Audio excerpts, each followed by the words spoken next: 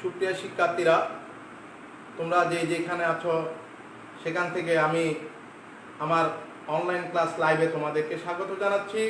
তোমরা যেখান থেকে বসে আমার ক্লাসটা উপভোগ করবে সবাইকে আমি অভিনন্দন জানাচ্ছি।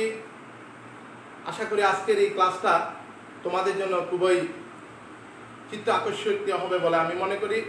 আজকের বিষয়টা আমি অষ্টম শ্রেণীর গণিতের পাটিগণিতের অনুশীলনী 3 নিয়ে আমি তোমাদের সাথে কাজ করব। আশা করি তোমরা আজকের এই বিষয়টা উপভোগ করবে। অনেকে হয়তো মনে করতে পারে অষ্টম শ্রেণীর শিক্ষার্থীরা হয়তো আমাদের পরীক্ষা হবে না, তাই আমরা হয়তো লেখাপড়া থেকে একটু দূরে চলে যাব। এটা মোটেই উচিত নয়, কারণ এই পরিমিতিটা তোমরা যখন 9-এ চলে যাবে, এই পরিমাপটা তোমরা যখন 9-এ যাবে তখন পরিমিতি হয়ে যাবে, ত্রিকোণমিতি হয়ে যাবে। তোমরা যদি এই বিষয়টা না বুঝো তাহলে কখনো তোমাদের ত্রিকোণমিতি এবং পরিমিতিতে তোমরা ভালো আনসার করতে পারবে না। চলো সুপ্রিয় শিক্ষার্থীরা, আমরা আজকের এই সৃজনশীল পরিমাপের সৃজনশীল অঙ্কটা আমরা সমস্যাটা সমাধান করার চেষ্টা করব। তোমরা মনোযোগ সহকারে খাতা কলম নিয়ে এই সমস্যাটা খুবই ইম্পর্টেন্ট একটা বিষয়, কারণ এখানে জটিল একটা বিষয় রয়েছে। অনেক শিক্ষার্থী আমার গত ক্লাসে আমার কিছু শিক্ষার্থী বলছিল পরিমাপের এই অঙ্কটা সিলেট বোর্ড 2017 অঙ্কটা সমস্যাটা সমাধান করার জন্য। তারই ধারাবাহিকভাবে আজকে আমি তোমাদের জন্য লাইভে এসেছি, যাতে তোমাদের কোনো জায়গায় বুঝতে সমস্যা হলে তোমরা কমেন্ট করতে পারো। আমি সেই সমস্যাটা তোমাদেরকে সমাধান করার জন্য বা বুঝিয়ে দেওয়ার জন্য চেষ্টা করবো। সেই জন্য আজকে আমার এই লাইভে আসা। সুপ্রিয় শিক্ষার্থীরা, চলো এবার আমরা বিষয়টা একটু দেখি। বায়ু পানির তুলনায় 0.00129 গুণ ভারী। একটি গড়ের মেঝের দৈর্ঘ্য হচ্ছে 20 মিটার। তোমরা একটু খেয়াল করো, আমি তোমাদের সুবিধার্থে দুইটা কলম ব্যবহার করতেছি। এখানে বলতেছে গড়ের মেঝের দৈর্ঘ্য 20 মিটার, প্রস্থ 10 মিটার এবং উচ্চতা 5 মিটার। উদ্দীপক হচ্ছে এইটুকুই। এবার এই উদ্দীপক থেকে আমাদেরকে প্রশ্ন ছুড়ে দিয়েছে গড়টির মেঝের ক্ষেত্রফল কত, খ নাম্বার গড়টিতে কত কিলোগ্রাম বায়ু আছে। খুবই ইম্পর্টেন্ট প্রশ্নটা হচ্ছে এটাই। গড়টির দেওয়ালের পুরুত্ব হচ্ছে 12 সেন্টিমিটার হলে সাইড দেওয়ালের আয়তন নির্ণয় করে। এই অঙ্কটা কম আর বেশি সকল পরীক্ষায় আমরা দেখি যে পুরুত্ব নির্ণয় করতে হবে, দেওয়ালের আয়তন নির্ণয় করতে হবে। পুরুত্ব যদি দেওয়া থাকে তাহলে আমরা প্রথম থেকে সমস্যাটার তোমাদেরকে সাথে নিয়ে আমি সমাধান করার চেষ্টা করব। তোমরা একটু মনোযোগ সহকারে দেখবে।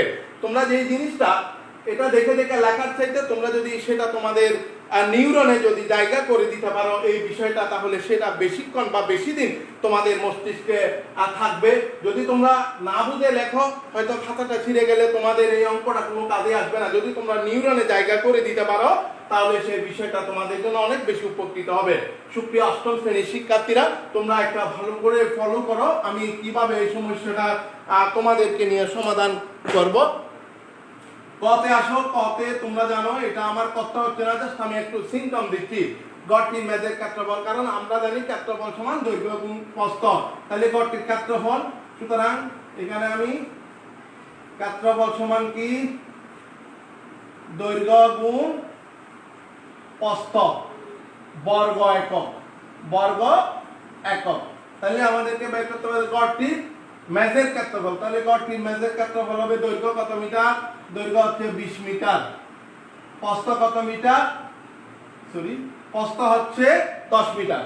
তাহলে 10 মিটার এটা হবে কি হবে বর্গ মিটার। বর্গ মিটারে মিটারে গুণ করলে কি হয়ে যাবে বর্গ মিটার। তাহলে 20 গুণ 10 তাহলে কত হবে 2 একে 2, 2 দিয়ে 2টা শূন্য, 200 বর্গ মিটার উত্তর হয়ে গেল। সুপ্রিয় শিক্ষার্থীরা, তোমরা বুঝতেই পারছো গড়টির ক্ষেত্রফল খুব সহজে। গড়টির মেঝের ক্ষেত্রফল কত, গড়টির মেঝের ক্ষেত্রফল হচ্ছে 200 বর্গ মিটার। সুপ্রিয় শিক্ষার্থীরা, আশা করি তোমরা কয়েক বুঝতে, এটা খুব সহজ প্রশ্ন। তোমাদের ক্ষেত্রফল আমরা সেই ষষ্ঠ সপ্তম অষ্টম থেকে দেখে আসতেছি। এবার আমরা ক্ষয়ের সমস্যাটার সমাধান করার চেষ্টা করব। গড়টিতে কত কিলোগ্রাম বায়ু আছে, তাহলে গড়টিতে কত কিলোগ্রাম, তাহলে গড়ের কি বের করতে হবে, আয়তন বের করতে হবে। আমরা জানি আয়তন সমান, তাহলে আয়তন সমান, সুপ্রিয় শিক্ষার্থীর আয়তন সমান কি বলতো, আয়তন সমান হচ্ছে দৈর্ঘ্য গুণ প্রস্থ গুণ উচ্চতা। এই তিনটা জিনিসে কি হবে, এটা হবে ঘন একক। আগে দুইটা ছিল বর্গ একক, এখন হবে ঘন একক। তাহলে আয়তন হবে গড়টির আয়তন সবসময় খেয়াল করবে দৈর্ঘ্য কত মিটার 20 মিটার, প্রস্থ কত মিটার 10 মিটার, উচ্চতা কত মিটার 5 মিটার, এটা হচ্ছে ঘন মিটার। তাহলে এটা কত হবে 200, 200 কে 5 দিয়ে হলে 1000, তাহলে 1000 ঘন মিটার, 1000 ঘন মিটার। তাহলে গড়টির আয়তন আমরা বের করছি। তাহলে গড়টির আয়তন বের করলে সহজ হবে, দেওয়া আছে পানি বায়ু পানির তুলনায়, যেহেতু আমরা লিখব সংক্ষেপে করার চেষ্টা করব, যেহেতু বায়ু পানির তুলনায় কত গুণ ভারী 0.00129 গুণ ভারী। সুতরাং এখানে খেয়াল করতে হবে যেহেতু বায়ু পানির তুলনায়, তাহলে 1 ঘনমিটার বায়ু উৎপাদন হবে। তাহলে এটাকে আমরা যদি করি, এটার আগে এই ঘনমিটারকে আমাদেরকে কিসে নিতে হবে ঘন সেন্টিমিটার। তাহলে এটার আগে আমরা ঘন সেন্টিমিটারটা আগে লিখে নিই, তাহলে তোমাদের বুঝতে আরো সুবিধা হবে। যেহেতু এই হিসাবটা হবে ঘন সেন্টিমিটার, আমরা জানি 10 লক্ষ ঘন সেন্টিমিটার সমান 1 মিটার। 1 ঘনমিটার সমান আমরা জানি এটা লিখবে 1 ঘনমিটার সমান সুপ্রিয় শিক্ষার্থীরা কত ঘন সেন্টিমিটার 10 লক্ষ ঘন সেন্টিমিটার।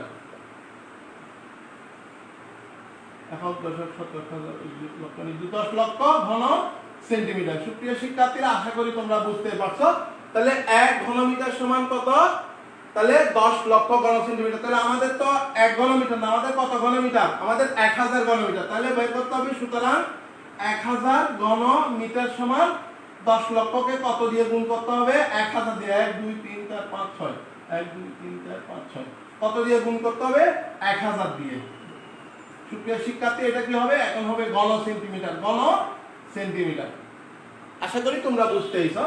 এবার এটা 1 দিয়ে 1 কে গুণ করলে 1, এখানে 6টা, এখানে 3টা, মোট 9টা শূন্য হবে। 3 4 5 6 7 8 9, এটা কি হবে ঘন সেন্টিমিটার।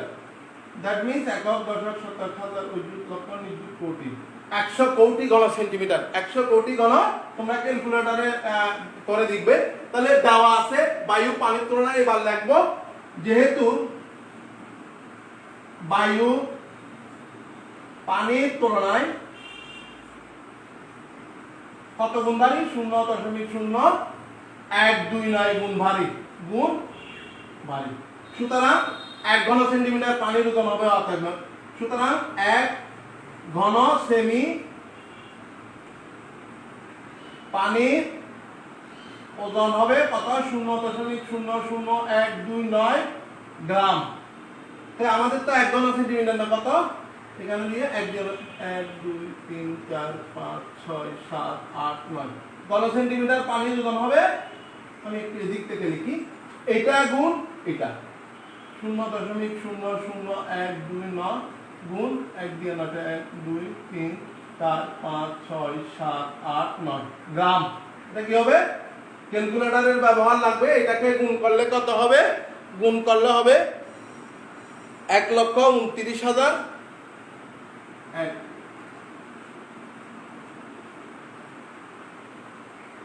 গ্রাম।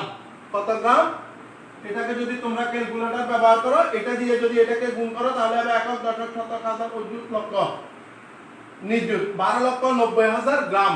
তাহলে আমাদের উত্তরটা বের হয়ে গেছে। গড়টিতে কত কিলোগ্রাম বায়ু আছে, গড়টিতে এত গ্রাম বায়ু আছে। তো এটাকে আমরা যদি কিলোগ্রাম করি, তাহলে এটাকে যদি আমরা কিলোগ্রাম করি, তাহলে কত দিয়ে ভাগ করতে হবে, আমরা জানি 1 গ্রাম 1000 গ্রাম সমান 1 কিলোগ্রাম। তাহলে 1.29, এটাকে আমরা 1000 দিয়ে যদি ভাগ করি, কারণ 1000 গ্রাম সমান 1 কিলোগ্রাম।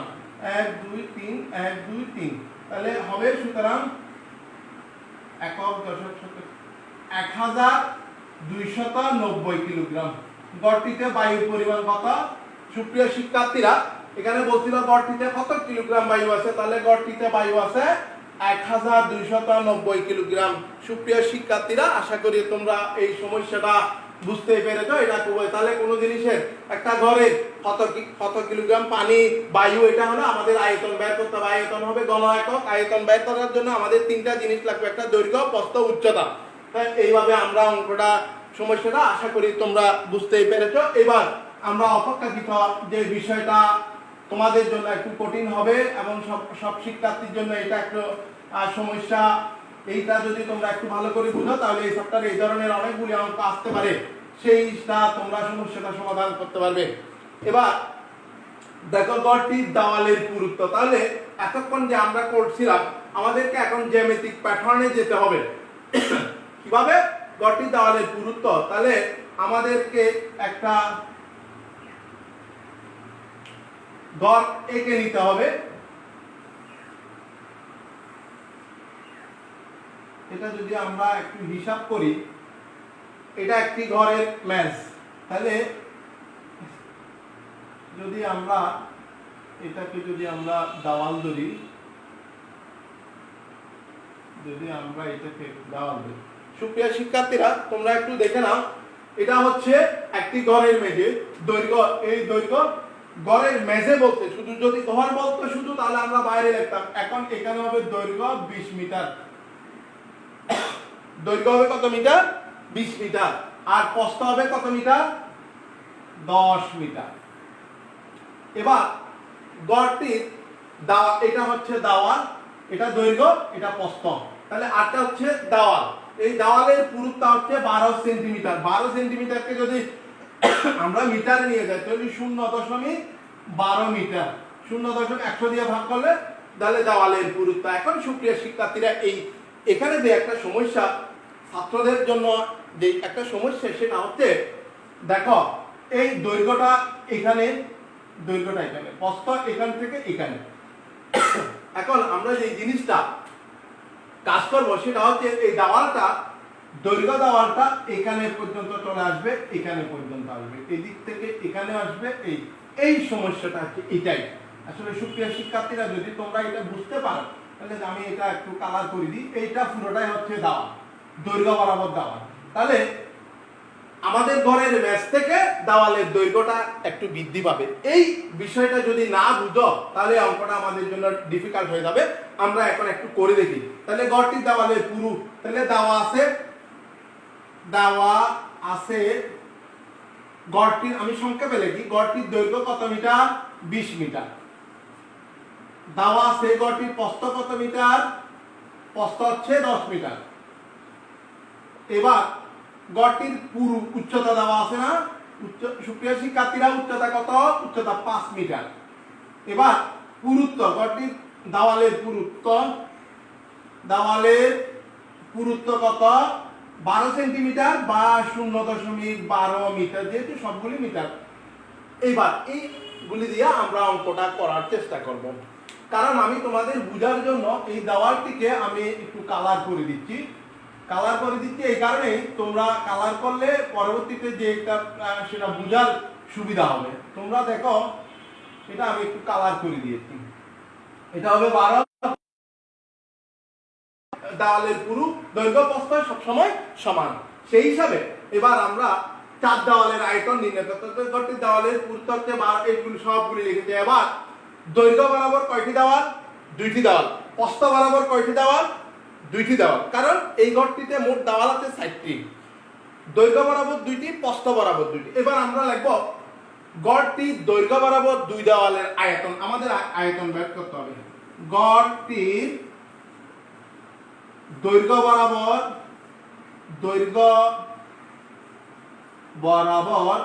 2টি দেওয়ালের আয়তন, 2টি দেওয়ালের আয়তন, 2টি দেওয়ালের আয়তন। তাহলে আয়তন, সুপ্রিয় শিক্ষার্থীরা আমরা এর আগেই দেখেছি আয়তন কিভাবে বের করতে হয়। গড়টির দৈর্ঘ্য বরাবর 2 দেওয়ালের আয়তন হবে। এখানে আয়তন বের করার জন্য ধার হচ্ছে 3টি। ধার কয়টি? 3টি। একটি হবে দৈর্ঘ্য, একটি হবে পুরুত্ব, একটি হবে উচ্চতা। এই 3টা মিলে আয়তন হবে। তাহলে আয়তন বের করার জন্য ধার কয়টি? ধার হবে 3টি। একটি হবে দৈর্ঘ্য, একটি হবে কি উচ্চতা, আরটা হবে পুরুত্ব। তাহলে আমরা বের করব এখানে যে একটা সমস্যা, কারণ গড়টির আয়তন কিন্তু 20 মিটার নয়, কারণ এটা হচ্ছে মেঝের দৈর্ঘ্য 20 মিটার। তাহলে নিশ্চয় দেওয়ালেরটা বাড়বে না কমবে? সুপ্রিয় শিক্ষার্থী, কারণ এই পর্যন্ত হচ্ছে 20 মিটার, তোমরা একটু ভালো করে বুঝতে হবে। এই জায়গায় যদি তোমরা না বুঝো তাহলে অঙ্কটা তোমাদের জন্য ডিফিকাল্ট হয়ে যাবে। এই জায়গা পর্যন্ত 20 মিটার, এই জায়গা 20 মিটার, এখান থেকে এখানে হচ্ছে 10 মিটার, এখান থেকে এখানে 10 মিটার। কিন্তু দেওয়ালটা তো এখানে হবে না, দেওয়ালটা আসবে কোথায়? এখানে। দেওয়ালটা আসবে এই পর্যন্ত। তাহলে এই দৈর্ঘ্যের সাথে বাড়ছে না কমছে? এই দৈর্ঘ্যটা নিশ্চয়ই বাড়ছে। কি বাড়ছে সেটা তোমাদের একটু দেখার বিষয়। তাহলে এই দৈর্ঘ্য যদি বাড়ে তাহলে আমাদের যে কাজটা করতে হবে সেটা হচ্ছে এখানে 20 যোগ কত বাড়বে? 0.12। 0.12। তাহলে কয় দিকে বাড়ছে? এইদিকেও এইদিকে। তাহলে কয় দিকে? দুই দিকে। সুপ্রিয় শিক্ষার্থী, এটা একটা মিলে একটা দাগ। এটা মিলে কয়টি দাগ আমি বোঝাতে পারছি। কারণ দেওয়ালটা এখানে পর্যন্ত, ঘরের মেঝে হচ্ছে 20 মিটার এই পর্যন্ত, কিন্তু আমার দেওয়ালটা তো এখানে আছে। তাহলে বাড়ছে কত? ওই যে দেওয়ালের পুরুত্ব 0.12 মিটার। এদিকেও 12 মিটার বাড়ছে, এদিকেও 12 মিটার বাড়ছে। দুই দিকে মিলে 12 মিটার বাড়ছে। কয় মিটার বাড়ছে?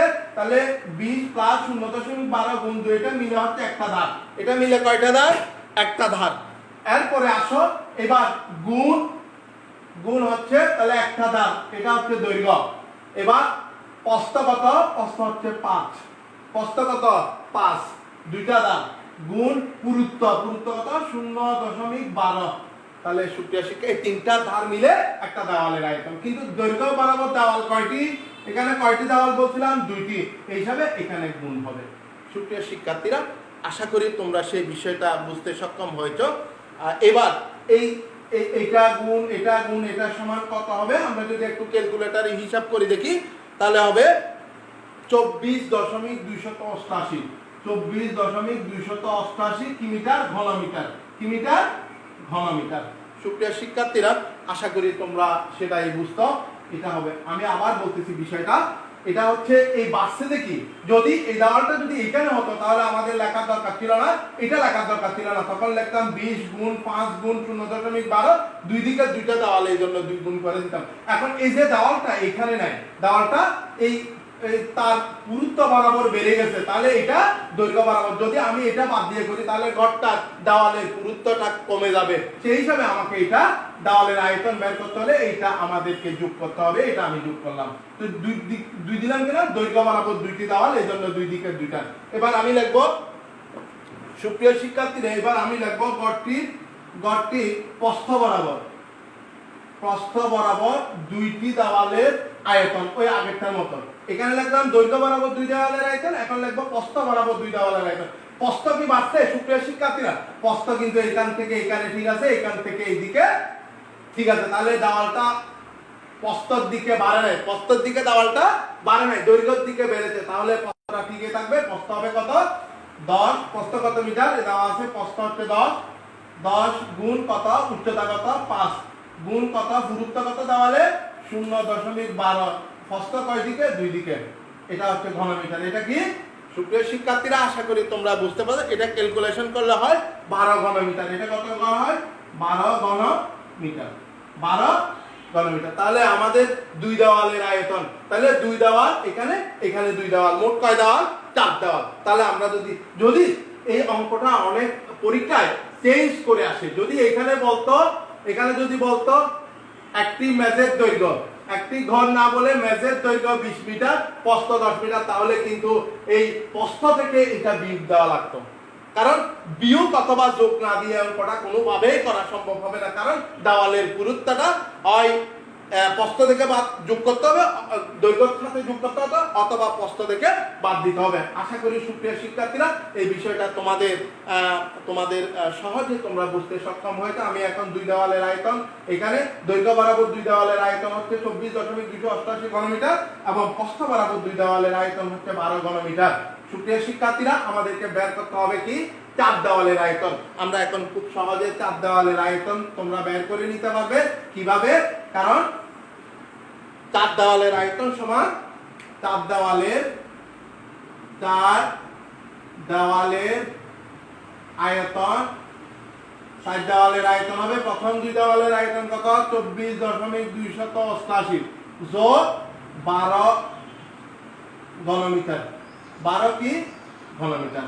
এবার এটা যোগ করলে কত হবে সুপ্রিয় শিক্ষার্থীরা? ক্যালকুলেটর ব্যবহার করলে 24-এর সাথে 12 4 2 6 36.288 ঘনমিটার। নির্ণয় চাপ দেওয়ালের তোমরা উত্তরটা লিখে ফেলতে পারবে সুপ্রিয় শিক্ষার্থীরা। নির্ণয় চাপ দেওয়ালের আয়তন হচ্ছে 36.288 ঘনমিটার। সুপ্রিয় শিক্ষার্থীরা, তোমরা তোমাদের পরিবারের সাথে যেখানে আসো বাসায় থাকবে, পড়ালেখা করবে, পড়ালেখা চালিয়ে যাবে। কারণ শিক্ষা হচ্ছে শুধুমাত্র পরীক্ষা পাশের জন্য নয়, কারণ তোমাকে শিক্ষা অর্জন করতে হবে। কারণ তুমি অষ্টম শ্রেণীতে যদি কোনো জিনিস যদি তোমার অজানা থেকে যায়, তাহলে তুমি নবম শ্রেণী থেকে সেটা তোমার জন্য বার্ডেন হয়ে যাবে। কারণ এই পরিমাপটা তুমি যদি অষ্টম শ্রেণীতে ভালো করে বুঝতে না পারো, তাহলে নবম শ্রেণীতে গিয়ে এই পরিমাপটা সেখানে হয়ে যাবে পরিমিতি। তুমি পরিমিতি করতে পারবে না। ত্রিকোণমিতি আছে, উচ্চতার দূরত্ব আছে, এগুলি তোমার জন্য খুবই কষ্টকর হয়ে যাবে। তোমরা বাসায় থাকবে, বাসায় বেশিক্ষণ সময় পাও। আমি অভিভাবকের দৃষ্টি আকর্ষণ করব, আপনারা আপনাদের ছেলে মেয়ের দিকে নজরদারি করবেন। বাসায় কি করতেছে, বাসায় যাতে বেশি করে এই আমরা যে অনলাইন ক্লাসগুলি দিচ্ছি সেগুলি যাতে তারা চর্চা করতে পারে, বেশি করে অনুশীলন করতে পারে। তাহলে হয়তো তাদের এই অষ্টম শ্রেণীতে ফেলে আসা দিনগুলির যে তাদের লস হয়েছে, তাদের লোকসান হয়েছে, এই অন্ততপক্ষে এখন যদি তারা একটু সচেষ্ট হয়, যদি তারা বেশি পড়ালেখার প্রতি মনোযোগী হয়, তাহলে তাদের যেই ফেলে আসা যে ক্লাসগুলি হয়তো তারা মেকআপ করতে পারবে, পুষিয়ে নিতে পারবে। তা আমি আবারও অনুরোধ করব, তোমরা যেখানে থেকে আমার এই লাইভ ক্লাসটা তোমরা উপভোগ করছো, তোমরা বাসায় গিয়ে প্র্যাকটিস করবে। কথায় আছে practice make a man perfect. তোমরা যদি সঠিক অনুশীলন না করো, তাহলে কঠিন জিনিসটাই কঠিন থেকে যাবে, এটা কখনো সহজ হবে না। আমি আবারও তোমাদেরকে আজকে যারা যেখান থেকে বসে, কাছে দূরে যারা যেখানে বসে আজকে আমার এই লাইভ ক্লাস উপভোগ করছে, সবাইকে আমার ব্যক্তিগত পক্ষ থেকে এবং মির্জাপুর উচ্চ বিদ্যালয় আর পক্ষ থেকে তোমাদেরকে আন্তরিক অভিনন্দন জানিয়ে আমি বিদায় নিচ্ছি। ধন্যবাদ সবাইকে।